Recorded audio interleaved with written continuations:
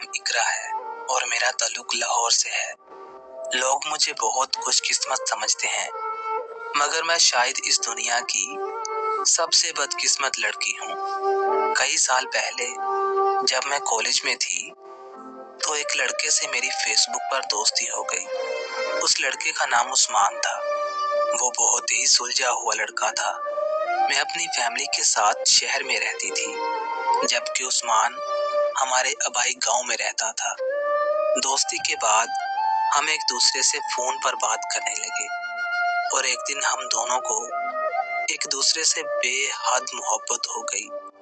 उसने मुझे कहा कि अगर मेरे साथ चलना है तो आखिर तक चलना होगा, और मैंने भी वादा कर लिया कि मैं अपनी आखिरी सांस तक तुमसे मोहब्बत करूंगी। वो दिन मेरी जिंदगी के सबसे खूबसूरत दिन थे। वो लड़का मेरी बहुत केयर करता था और मेरे नाराज हो जाने पर वो मुझे मना लिया करता था। वक्त गुजर जाने के साथ साथ मेरे घर में रिश्ते आने लगे, लेकिन मैं इनकार करती रही क्योंकि मैं उस्मान के अलावा किसी और से शादी का सोच भी नहीं सकती थी। तब मैंने उस्मान से बात की कि मेरे घर में रिश्ता भेज दो, मगर उसने कहा कि मेरे अब्बू अभी मुल्क से बाहर हैं। जब वो वापस आएंगे तो मैं तुम्हारे यहाँ रिश्ता भेज दूंगा। एक दिन मेरे लिए एक ऐसा रिश्ता आया जिसकी वजह से मेरे अब्बू बहुत खुश हुए, क्योंकि वो मेरे अब्बू के दोस्त के बेटे का रिश्ता था। मैंने इनकार कर दिया। मेरे अब्बू ने मेरी बहुत मिन्नतें की और आखिर मुझे अपने बाप की खुशी के लिए अपनी मोहब्बत की कुर्बानी देनी पड़ी और मैंने वहां शादी कर ली। शादी के बाद मेरी जिंदगी बहुत मुश्किल हो गई, क्योंकि मेरी जिस इंसान के साथ शादी हुई थी वो किसी और को पसंद करता था और उसने मुझसे शादी सिर्फ अपने बाप की खुशी के लिए की थी। मैंने अपना गुजरा हुआ कल भूलकर अपने शोहर की वफादार बन गई, लेकिन मेरा शोहर अपने गुजरे हुए कल को भूल ही नहीं पाया, इसीलिए उसे मुझ में कोई दिलचस्पी नहीं थी। मेरी सास अपने बेटे की शादी अपनी बहन की बेटी के साथ करना चाहती थी, इसलिए वो मुझे अच्छा नहीं समझती थी, बल्कि वो मुझसे नफरत करती थी।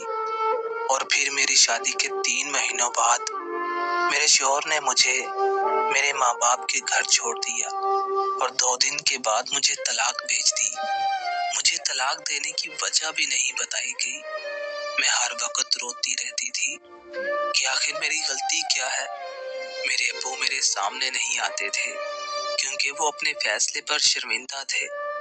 फिर लोगों और रिश्तेदारों ने मुझ पर तरह तरह की बातें करना शुरू कर दी, यहाँ तक कि मेरी अपनी भाभी ने भी मुझे ताने देना शुरू कर दिए कि अभी तो तुम्हारी शादी के कर्जे भी नहीं उतरे और देखो नवाबजादी तलाक लेकर घर भी आ गई।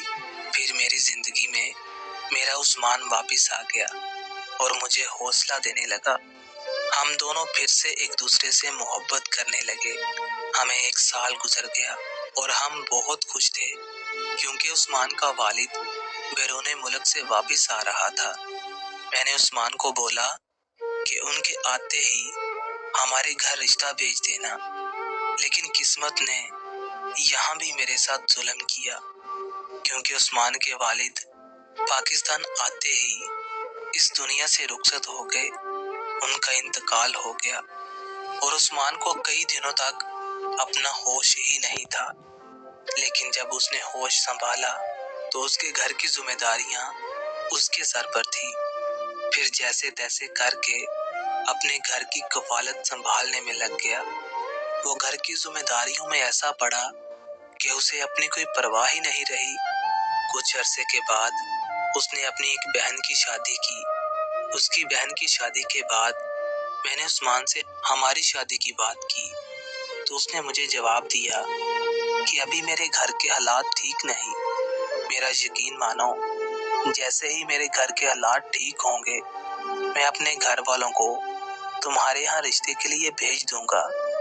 मैंने फिर से उसकी बात मान ली और उसका इंतजार करने लगी, लेकिन इस बार भी उसने बहुत देर कर दी।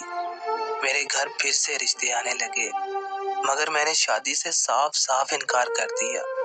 میں نے عثمان کی بہت منتیں کی کہ میرے لیے رشتہ بھیج دو، مگر اس نے اپنے گھر والوں کو ہمارے گھر رشتے کے لیے نہیں بھیجا۔ میرے لیے ایک بہت اچھا رشتہ آیا تو میرے امی ابو پھر سے میری منتیں کرنے لگے، یہاں تک کہ وہ میرے پاؤں میں بیٹھ کر رونے لگے۔ مجھے مجبوراً ایک بار پھر سے ہاں کرنی پڑی اور ایک بار پھر سے میں کسی اور کی ہو گئی۔ شادی کے بعد مجھے پتا چلا کہ میرے شوہر کی ذہنی حالت ٹھیک نہیں۔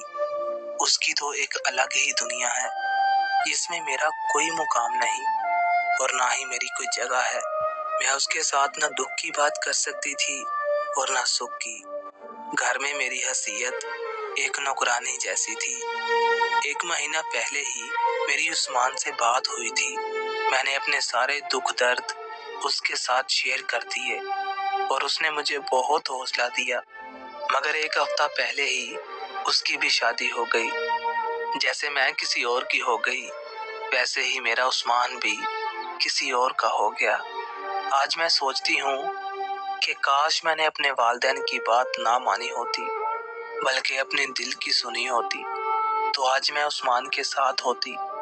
کاش میں انتظار کرتی تو آج میری زندگی میں بھی سکون ہوتا۔ میں آج عثمان کے ساتھ ہوتی، کیونکہ عثمان کے بغیر میری زندگی میں سکون ممکن نہیں۔